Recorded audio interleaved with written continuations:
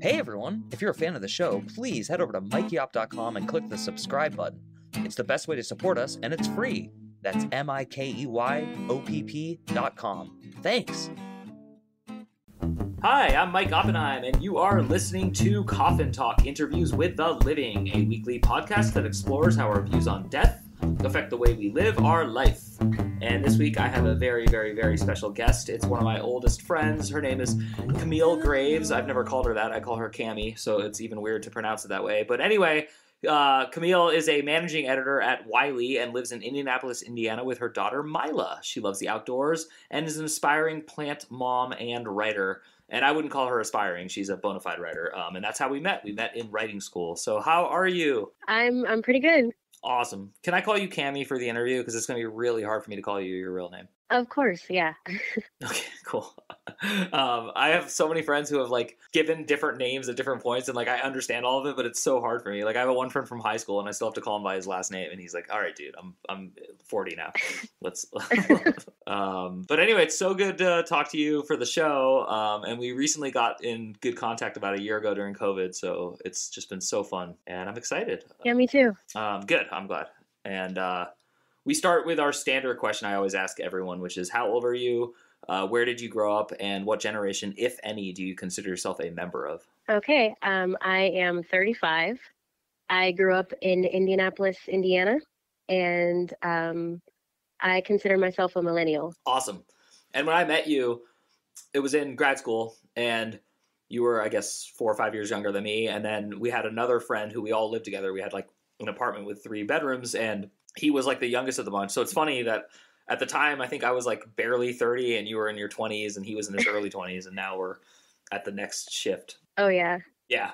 And I remember then, though, this was the very first time I ever started noticing that there might be a difference between generations, because I felt like you and I were pretty similar and we had whatever. But the guy who was younger than us, he was absurdly on some other divide. And it wasn't that we couldn't get along or didn't get along. It was just more that his phone was important and he liked technology and he got jokes I didn't get and you got both. So yeah. So I think you're really on the cusp between two, is what I'm trying to say. Yeah. I remember him being cooler than I thought that I was.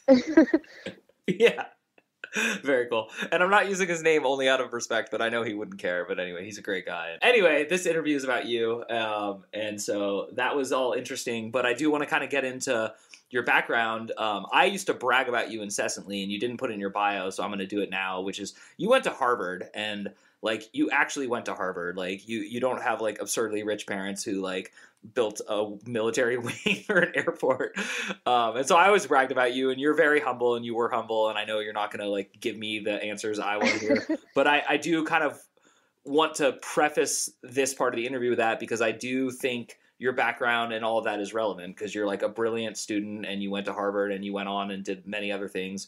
And when you said you're an aspiring writer, that's why I'm bringing all this up, is you were and remain one of the best writers I've ever read. So, oh, wow. So I would like to know, growing up and now being 35 and all that, how does education and all that play into your life? Well, I would say growing up, education was probably the foremost thing in my mind I would say even up until I was finished with grad school. And even when I was finished with grad school, I wanted to just stay in school forever. But you do mention my background, and I grew up in Indianapolis on the Near East Side, which if you're familiar at all with Indianapolis, you know that when you describe Near East Side, people think of the bad part of town. So that was my upbringing, and I was obsessed with escaping it. So I thought about school all the time. I was obsessed with, extracurriculars, homework, impressing my teachers, going on college visits. So education played a huge role in my life. And I guess that's kind of how I ended up at Harvard, which I actually sometimes forget that I went there, which is crazy because I was so obsessed with it before I got there. But yeah, I guess it's funny that it's so easy to forget, because for me, even though I did think of getting into college as a means to an end of, kind of escaping my upbringing, at the same time, I really just think about learning a lot and knowledge a lot.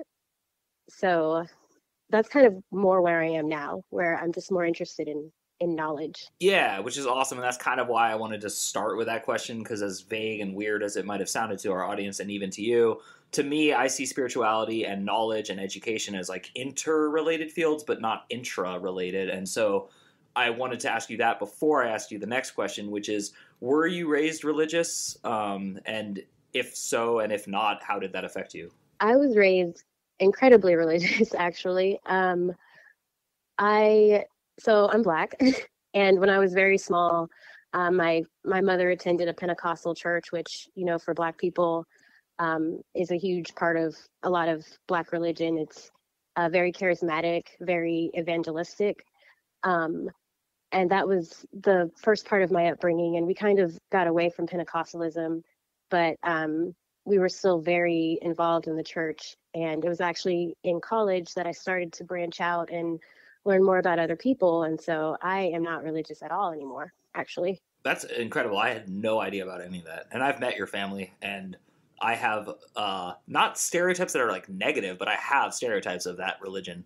So it's kind of interesting. I never ever knew that. That's really interesting. Was it, I'm sure, because you alluded to it, like my stereotypes is like very boisterous, very like involved, but also just like the other side of that is it's very not strict, like mean strict, but it does seem to be like, hey, there's a hell and you will go there. Am I incorrect, or can you kind of like elucidate me and our audience? That is correct. And I think that's part of why my family, kind of as a whole, started moving away from that. Even though my grandparents were always a part of a Pentecostal church, they actually weren't very judgmental people. And so I think my mom and a lot of my aunts kind of started to move away from having more strict beliefs because, like I said, I'm a millennial, and a lot of members of our family turned out to be, to have different belief sets, to have different identities. And so I think members of my family tried to take a less judgmental stance on each other. And that kind of changed how we viewed each other and how we viewed our beliefs. That's really cool. Wow. That's really interesting. And then I'm kind of curious, and again, this really is all headed somewhere, I swear.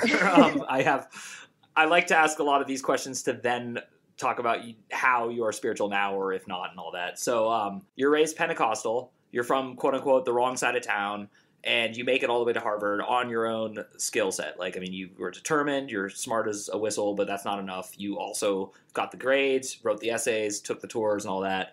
So what was it like to be a young Black woman at Harvard who's from a Pentecostal, that side of town? Like, were people less, more, or not even at all interested in you? Like, did you feel like you had that as an identity? Was that a part of your development? Well, it was a complete culture shock. And like I said, when I went to Harvard, I was introduced to so many different people. I at first tried joining religious organizations, and I thought that was how I would find my group, my people. And I kind of ended up finding a group of friends who were from completely different walks of life. Some of them were, they were people of different races. Some of them were wealthy. Some of them were more from a background closer to mine. Some of them were, LGBTQ. Some of them were, there was even a girl who was Mormon. So I would say that my views changed quite a lot in college. It wasn't just the academics. I would say I learned more about people at Harvard, I think, than I learned about books and my subjects matter, my major, yeah. Yeah, no, that totally makes sense. Okay, so let's flash forward to now. I believe you said you were 35. It's not important, but I just want to keep the audience back in this temporal dimension now. You said you're not religious, but are you spiritual? I think I am spiritual, yeah. I pray a lot. I don't always know who I'm praying to. Sometimes I'm reaching out to the universe. Sometimes I talk to my ancestors. I talk to my grandma a lot. So yeah, I think I definitely am spiritual. I just don't really have it pinned down what I actually believe. Okay, now I'm going to get into the actual question, the main question of the whole show, which is, what do you think happens when you die? And then I'm going to start tying all of these weird-ass questions I asked together. So I always try to make it as specific as possible. I'm not asking, what do you think happens to humans when they die? I'm literally asking you, in your own version of your life, what do you think is going to happen to you when you die? I can answer this like any way that I want. Yeah, that's the whole... I am collecting every version of this answer until this show stops airing. So yeah, I believe you're guest number 70 something. Okay. Well, this might be a kind of weird answer, but I think that when I die, I will go back to my grandparents' house, and that will be where I spend eternity with my loved ones. That is one of the coolest answers I've ever heard. I love that. I absolutely love that. Okay, so like let me ask it from a psychological and metaphysical angle. Do you think that you're actually going to be there, or do you think like your brain is just going to be giving you this like fake hallucination for eternity? That's an interesting question, because I think if that's where your brain is giving you a fake hallucination, then that's really where you are. Yeah, so both. Oh, wow. So, okay, so I guess that begs the next question would be, right now here on this phone call, am I imagining this existence, and are you not real, or are you real imagining it, or are we both imagining it, or obviously a huge or, none of the above? Oh my gosh. I think anything is possible. I do think I'm really here. I think you and I are really here, and like we're not imagining it. Yeah. All right. And so, like in your scenario, I mean, and again, you gave a great answer. I'm not picking it apart. I'm more trying to figure out like the nuances between here and there. So like, as your body is failing, let's just pretend that this death, just to be nice and everything, is a very pleasant one. Like you're very old as you feel like being, you know, your daughter's at your side, anyone else you love is there, and you're just, you know, eyes are fluttering shut, your heart's kind of slowing down.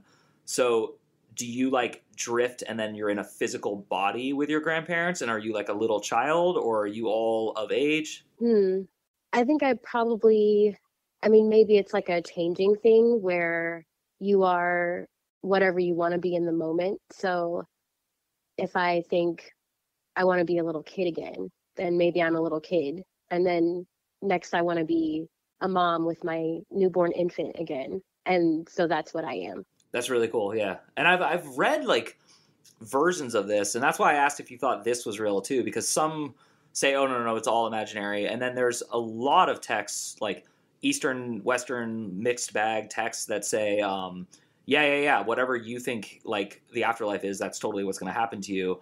But they don't really ever get into like whether it's real or not real, and whether this is real or not real. Well, some of them do, but you've blown my mind. I mean, I'm literally like fixated so heavily on this, because I remember in our friendship, not that our friendship is over, but like when we lived together for, I think it was 3 years. I mean, you know, you were my best friend for like that whole time, and we talked a lot. And I remember the profound love you had for your grandparents was like off the hook, and in a very positive way. It was really cool. So this like makes sense to me. And it's just interesting because I'm wondering like, okay, so you have a daughter, Myla, and I have 2 children. And so like at the time you loved your grandparents and this fondness for this place in life, you had no daughter. So like, does she like wait till she dies and then she can show up there, or does she get to go to her own place, or is she going to be in a place with you and then you're also not there and you're in your place with your grandparents?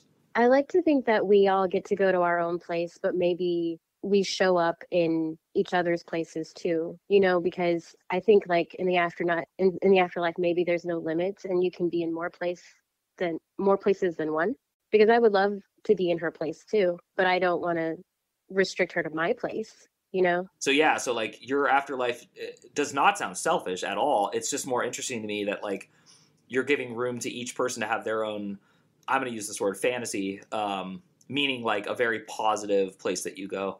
Do you think some people go to an unpositive fantasy?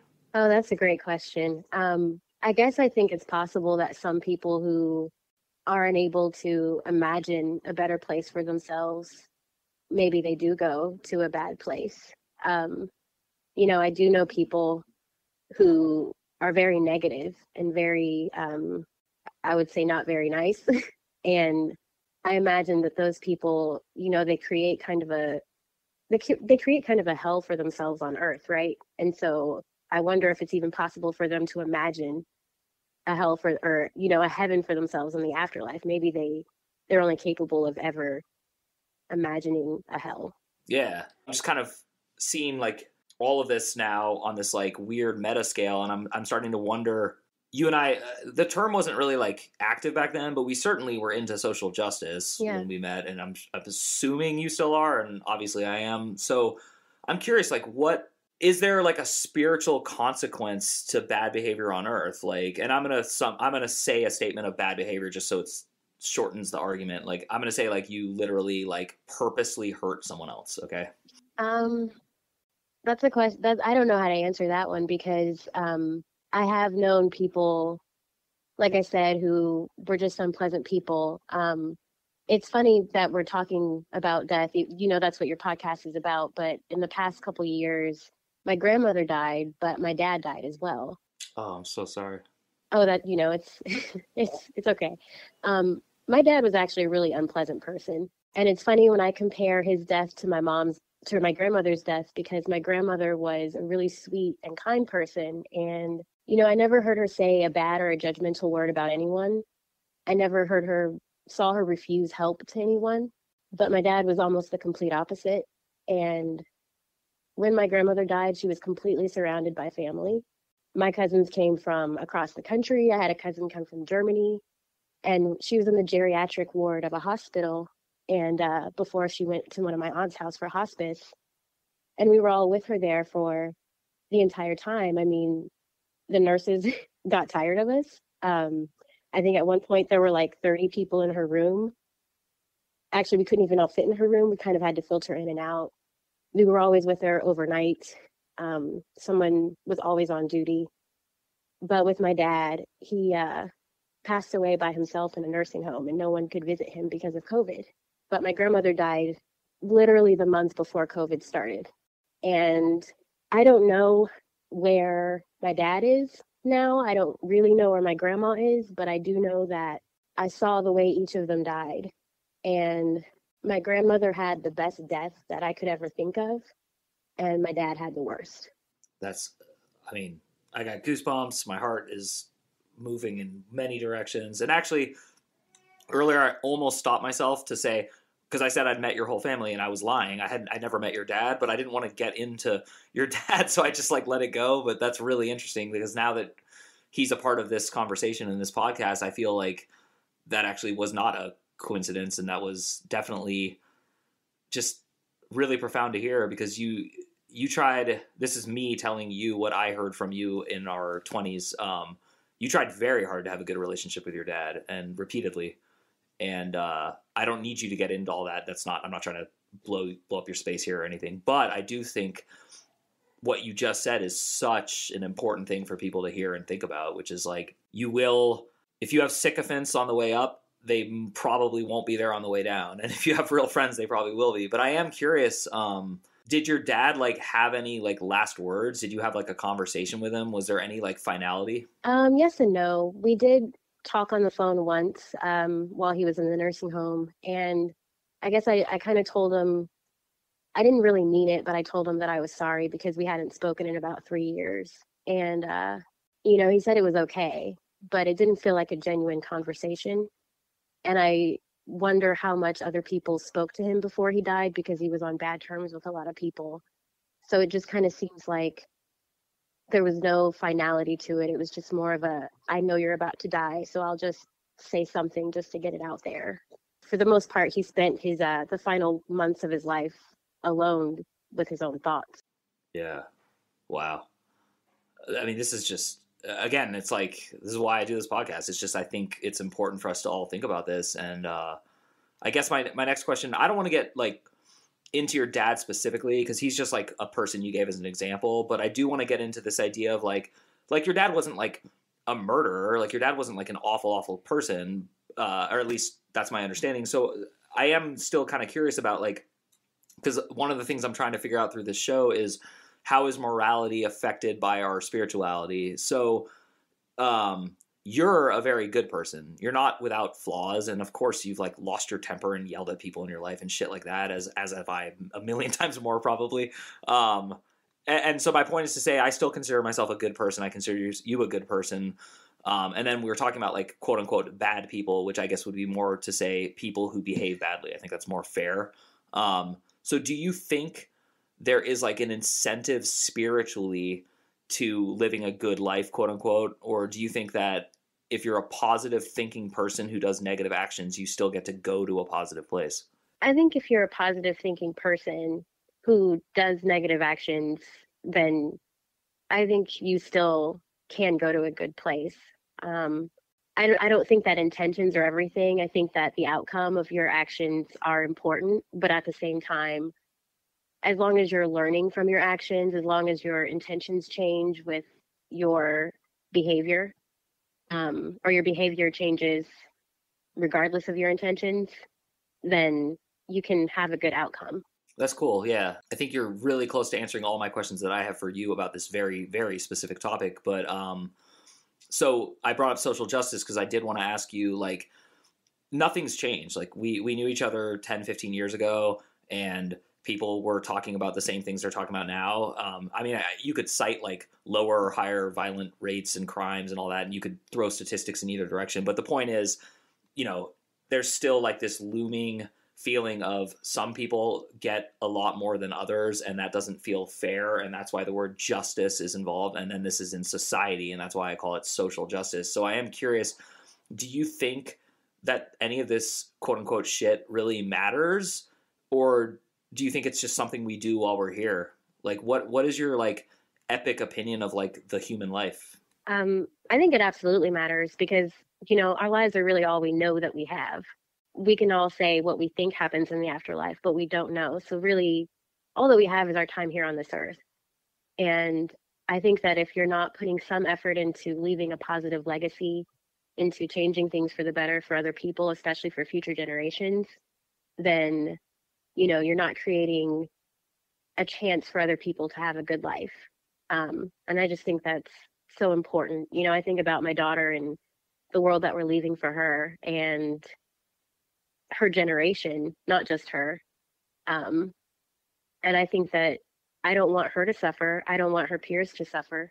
And that's why social justice is important to me, because if I don't do something to change things, then I'm not leaving a better world for them. Yeah, hell yeah. I'm inspired. That's awesome. Are you concerned more or less or the same about like what's going on in the world? So I'm not asking you to get specific. It's the opposite. I want you to be less specific. Like just what is your like current concern level with like, are humans in general trying their best right now? No, no. I mean, I think some of us are, some of us aren't.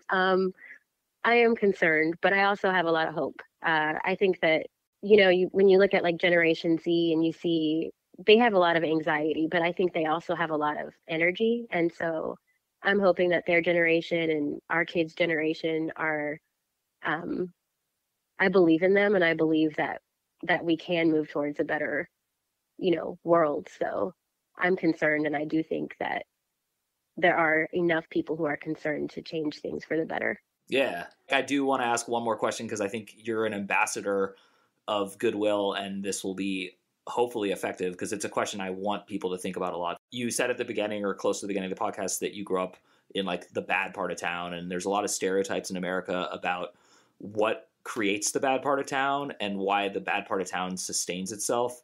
And there's just a million different excuses, and some of them support it, some are anti it, and it's all chaotic. But very rarely do I ever hear a person who is from it, left it, and then still knows it, because you're not like in it, but like you're back in Indiana. And like, so I'm curious, what is your suggestion to people who have never had any interaction with the wrong side of town? Like, what is your suggestion to those people specifically? My suggestion would be to, I think to try to branch out and to meet people. And it doesn't matter who you meet, really. It's not like you have to go and volunteer at a homeless shelter or go out of your way to try to, you know, volunteer with underprivileged youth or whatever. But when you really look at people and observe people from different walks of life, I think that you find that, you know, all people are kind of the same, but all people are different. And there's no there's no like stereotype that really holds up once you really get to know people from different walks of life. That's beautiful. Wow, that's really cool. I was going to ask you to flip it, but you already did. I was going to say, and what would be your advice to the people from the bad side who never get to see the people at Harvard? But you just totally answered it, so that was awesome. So since you're not on social media, but you are willing to put yourself out there on this podcast, this is kind of like a platform to say something. And I would say our audience is full of not like-minded, meaning like everyone believes the same thing as each other, but everyone who's listening to this is obviously curious and open-minded. So what would you like to say to them? Oh gosh. I think, oh my gosh, I don't know. I guess I just think that the most important thing is to really, truly try to be kind. You know, like people always say, oh, you know, try to do what's right and try to be a good person and everything. But I think that being kind is really hard. And it's easy to say be kind, but it's really hard to do. And so I would say that you really have to put a lot of effort and hard work into really, truly being kind. That's incredible. That's very profound. Well, Camille, thank you so much. This was incredible. I have no social media of yours to plug, so I will just say thank you so much for helping us put another nail in the coffin. You have been an excellent guest, and a guest I've been trying to get for a very long time. And not that you said no, but you've just been very busy. So I'm so thankful for you for making time for us. And for all of you listening at home, you've been listening to another episode of Coffin Talk. My name is Mike Oppenheim. The best way to support the show is to subscribe and to go to mikeyop.com and sign up for the weekly newsletter. And to our audience, we will see you soon. And then I see that you see me, and I see you hear this tune, and I feel that you're near me, and I sing, you are my moon.